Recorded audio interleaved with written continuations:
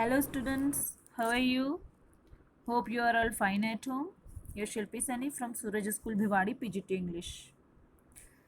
Today we'll start our next topic, grammar topic, sentence reordering. Okay class, sentence reordering. What is sentence reordering? Actually the words are not written in an order in our sentence. That is what sentence reordering. Jumble sentence, to rearrange a jumble sentence into correct order. The words are not in proper order, as we know that when we have the correct sentence, then the order is of affirmative sentence, subject verb agreement, subject verb, and then our object other word. These are the words which we means put in a sentence in a proper way, in a sequence. So first of all we put subject, पहले subject होता है, फिर verb होता है, फिर आपका object है, other word है, ये सारी चीज़ें आपके सेंटेंस में होती हैं. और जब ये प्रॉपर ऑर्डर में ना हो तब सेंटेंस का जो सेंस है वो क्लियर नहीं होता. तो हमें अपने सेंटेंस में जब वर्ड्स प्रॉपर ऑर्डर में नहीं होते हैं तो उसको हम सेंटेंस रीअरेंजमेंट कहते हैं. तो उसमें हमें ये ध्यान रखना होता है, जो भी क्वेश्चन होता है तो उसको फॉलो अप करने के लिए सबसे पहले हमें, अगर अफर्मेटिव सेंटेंस पता चल रहा है तो सबसे पहले हम देखिए पॉइंट 1 फॉर स्टेटमेंट. अगर आपका सेंटेंस अफर्मेटिव स्टेटमेंट है तो पहले हम सब्जेक्ट, फिर फंक्शनिंग वर्ब, जो भी वर्ब है आपका वो रखेंगे, फिर प्रीपोजिशन है या ऑब्जेक्ट है वो रखेंगे. Statements are called affirmative. Affirmative sentence होते हैं ये generally. For example cats jump into boxes. तो कैट सब्जेक्ट है, जंप वर्ब है, इनटू प्रीपोजिशन है, बॉक्सेस आपका ऑब्जेक्ट है.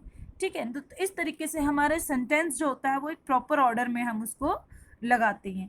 हमें जो है सेंटेंस को प्रॉपर तरीके से ऑर्डर में लगा के इस तरीके से सेट करना चाहिए कि उससे एक सेंस क्लियर हो. अब अगर हमारा सेंटेंस इंट्रोगेटिव है, फिर for questions interrogatives, yes or no answer questions, verb जिसमें हमारा आंसर यस आर नो होता है ना, जैसे आर यू डूइंग दिस, तो इसका आंसर क्या होगा, यस आई एम डूइंग या no I am not doing. तो इस तरह के जिसके आंसर होते हैं तो उनका जो क्वेश्चन होता है उसमें हम सबसे पहले हेल्पिंग वर्ब यूज करते हैं, then subject, then preposition, object, do. अब आपका एग्जांपल देखिए, do you jump into box. तो डू आपका वर्ब है, ठीक है, यू आपका सब्जेक्ट है, जंप आपका मेन वर्ब है, इनटू आपका प्रीपोजिशन है. ठीक है. फिर आपका बॉक्सेस आपका जो आपका ऑब्जेक्ट है. इस तरीके से ये आपका सेंटेंस है. डब्ल्यू एच या H W question. W H question क्या होते हैं? डब्ल्यू एच क्वेश्चन वर्ड्स वो होते हैं जैसे वॉट, वेयर, व्हेन, हाउ. ये वर्ड्स जब यूज होते हैं क्वेश्चन में तो हम उसको कहते हैं डब्ल्यू एच क्वेश्चन वर्ड से सेंटेंस शुरू हुआ है. तो सबसे पहले हम डब्ल्यू एच क्वेश्चन वर्ड ही लगाएंगे सेंटेंस में. हमें देखना होगा ना कि वर्ड जो सेंटेंस हमारे सामने आया है उसमें क्या क्या चीजें हैं. तो इसमें इंट्रोगेटिव वर्ड पहले हम लिखेंगे, फिर वर्ब, फिर सब्जेक्ट, फिर object. For example, why do you jump into box. ठीक है ना. तब आप जब ये सेंटेंस है तो वाई क्या है, इंट्रोगेटिव है. ठीक है. फिर उसके बाद आपका डू क्या है, helping verb, you subject, jump main verb, into preposition, box आपका ऑब्जेक्ट. तो इस तरीके से आपको अपने सेंटेंस को ऑर्डर में रखना है. You have to put your sentence in order to means make your sentence correct. आपको अपने सेंटेंस को ऑर्डर में रखना है ताकि आपका सेंटेंस जो है वो बिल्कुल करेक्ट हो. थर्ड क्या है, for orders, request and suggestion, verb plus preposition, object, jump. आपका जो अगर आपकी जो ऑर्डर वाले जो सेंटेंस होते हैं जिसमें हम आपको ऑर्डर करते हैं, जिसे हम इम्पेरेटिव सेंटेंस कहते हैं, तो उसमें सबसे पहले हम वर्ब लिखेंगे, फिर उसके बाद प्रीपोजिशन, ऑब्जेक्ट. जैसे for example, jump into box, thanks for reading. तो जंप क्या है आपका, जंप इनटू बॉक्स. तो जंप आपका मेन वर्ब है, इनटू प्रीपोजिशन है, बॉक्स ऑब्जेक्ट है. अब ये आपका जो है thanks for reading. Okay, avoid this is written as usual.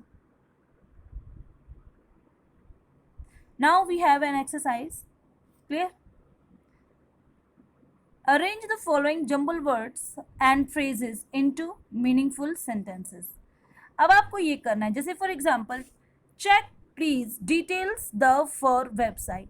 तो सबसे पहले आपको ये फाइंड आउट करना है कि इसमें क्या क्या वर्ड है और किस तरीके से हम इसको सेंटेंस को सेट कर सकते हैं. तो प्लीज से शो हो रहा है कि ये आपका इंपेरेटिव सेंटेंस है. क्लियर. तो क्या हो जाएगा, please check the website for details. Clear, please आपका पहले आ गया, फिर चेक आपका मेन वर्ब है, इंपेरेटिव सेंटेंस है, फिर आपका उसके बाद द वेबसाइट फॉर डिटेल्स, फिर है sister chocolates loves my and ice cream eating. अब आपका इसमें क्या है, सब्जेक्ट कहाँ है, ये सेंटेंस आपको देखने में लग रहा है this it is looking that the sentence is affirmative, a statement kind of sentence. तो सबसे पहले हम इसमें सब्जेक्ट फाइंड आउट करेंगे, सब्जेक्ट कहाँ है, माई सिस्टर, क्लियर। फिर माई सिस्टर के बाद वर्ब कहाँ है, तो हमें वर्ब चाहिए, ठीक है। तो वर्ब तो ईट है, लेकिन ईट में आईएनजी लगा हुआ है और इसमें आईएनजी के लिए हमें कहीं भी इज़ नहीं दिख रहा है, तो हम जो है माई सिस्टर के बाद सीधे लव्स वर्ड यूज करेंगे, तो my sister loves eating chocolates and ice creams. Clear class, तो इस तरीके से आपको ये सेंटेंस बनाना है, clear. You have to do this exercise, okay class. The remaining sentences you will have to do, and you will be given some other sentences, some other exercise to do that. And first of all do this, and you have answer here, just make your sentence clear by matching these answers, okay class. If you have any problem, just take a screenshot of this and of this, and if you have any kind of problem, then contact to me. Clear class, okay, thank you, have a nice day.